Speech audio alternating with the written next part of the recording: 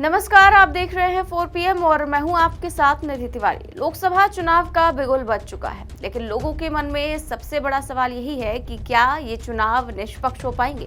कल जब चुनाव आयोग ने प्रेस कॉन्फ्रेंस की तो कई सारे तीखे सवाल पूछे गए, लेकिन एक सवाल ऐसा पूछा गया जिसकी गूंज बहुत देर तक पूरे देश में सुनाई थी। बेहद महत्वपूर्ण सवाल पूछा गया नेशनल हेराल्ड की एक पत्रकार द्वारा, जिससे चुनाव आयुक्त भी सकते में आ गए, क्योंकि वो सवाल सीधा प्रधानमंत्री और गृह मंत्री अमित शाह का नाम लेकर किया गया था। पहले सवाल सुनिए, फिर इलेक्शन कमीशन ने क्या जवाब दिया वो भी सुनाती हूँ। You had said in your speech that there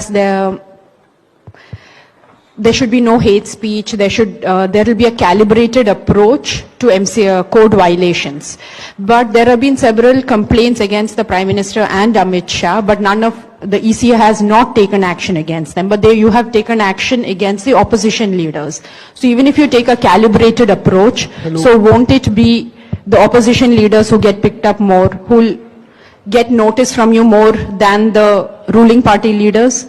तो पत्रकार ने सवाल किया कि आपने अभी ही कहा कि हम गुजारिश करते हैं कि सभी पार्टियां अपने भाषण में नरमी बरतें, कोई नफरती बयानबाजी ना करें, नियमों का उल्लंघन ना करें, और अगर ऐसा करेंगे तो हम बहुत सख्ती से पेश आएंगे। इसी पर पत्रकार ने सवाल किया कि बहुत बार विपक्ष ये आरोप लगाता है कि आप विपक्ष के नेताओं पर तो एक्शन लेते हैं, लेकिन प्रधानमंत्री नरेंद्र मोदी और अमित शाह जब ऐसी बयानबाजी करते हैं तो उन पर कोई एक्शन क्यों नहीं होता। अब देश में बहुत कम ऐसे पत्रकार हैं जो इस तरह सवाल पूछने की हिम्मत रखते हैं कि वो मोदी जी और अमित शाह का डायरेक्ट नाम लेकर इस तरह सवाल कर सके। अब इस पर चुनाव आयोग ने क्या जवाब दिया है, सुनिए। जो एमसीसी के बारे में प्रश्न पूछा, जिसमें आप ये पूछना चाह रहे हैं कि हम बायस्ड होके किसी के खिलाफ एक्शन लेते हैं, किसी के खिलाफ नहीं लेते, यही आप प्रश्न बेसिकली पूछना चाह रही हैं। पूछना नहीं चाह रही हैं, आरोप लगा रही हैं, जिसका मुझे जवाब आपको देना चाहिए। Correct, very right, you have a question right to ask. आप पिछले 8, 10, 11 इलेक्शंस की सारे आरोप जितने हमारे पास आए हैं वो सबको एक बार पढ़िए। सबको पढ़ने के बाद सबके नोटिसेस देखिए जो हमने दिए हैं। उसमें जहां जहां कोई भी वायलेशन एस्टेब्लिश होता हो, उस नोटिस के बाद, जवाब आने के बाद भी हमने, ऐसा नहीं है सब में कार्रवाई की है। We are as I said, they are kind of a moral censor which we have in the beginning issued.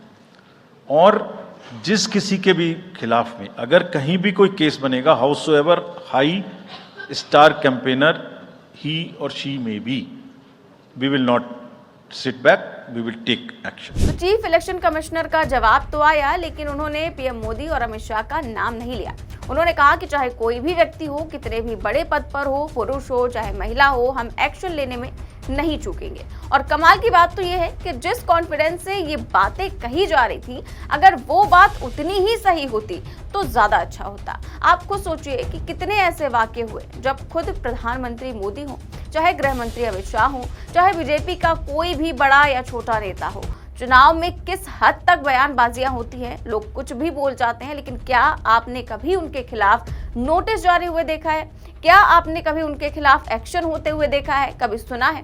और पहले का तो छोड़िए, क्या अब अगर पीएम मोदी भड़काऊ बयानबाजी करेंगे तो क्या चुनाव आयोग एक्शन लेगा? सवाल यही खड़ा होता है कि जब पीएम मोदी बोलते हैं या फिर बीजेपी का कोई नेता बयान देता है, चाहे केंद्रीय मंत्री हो, चाहे अमित शाह हो, चाहे कोई भी बयानबाजी करता है, तो क्या उनके खिलाफ नोटिस जारी होती है, क्या एक्शन होता है? नहीं होता है। ये हम सब ने देखा है। जबकि विपक्ष का कोई भी नेता छोटी से बयानबाजी कर दे तो फिर उसकी तो सांसदी तक चली जाती है। आपने देखा कि राहुल गांधी के खिलाफ किस तरह से कार्रवाई की गई, उनकी सांसदी छीन ली गई। हालांकि सुप्रीम कोर्ट के फैसले के बाद जो है उनकी सांसदी वापस आ गई। क्या कभी ऐसा कार्रवाई, कोई भी ऐसी कार्रवाई बीजेपी नेता के खिलाफ हुई है? बिल्कुल आपने नहीं सुना होगा। तो आज ये सवाल जो है, ये एक ऐसा सवाल था जिसने तहलका मचाया हुआ है और लोग इस महिला पत्रकार को सलाम कर रहे हैं। सोशल मीडिया पर लगातार इसका वीडियो शेयर हो रहा है और लोग कह रहे हैं कि काश पिछले 10 सालों में देश के स्टार एंकरों ने ये काम किया होता तो फिर आज मीडिया की ये हालत नहीं होती। फिलहाल निर्वाचन आयोग ने शनिवार को लोकसभा चुनाव 2024 के तारीखों की घोषणा कर दी है। चुनाव 19 अप्रैल से 1 जून के बीच 7 चरणों में होंगे और मतगणना 4 जून को होगी। चुनाव कार्यक्रम घोषित होने के साथ ही देश में आचार संहिता भी तत्काल प्रभाव से लागू हो गई है। इसके साथ ही सरकार ऐसा कोई नीतिगत फैसला नहीं कर सकेगी जो मतदाताओं के फैसले को प्रभावित कर सके।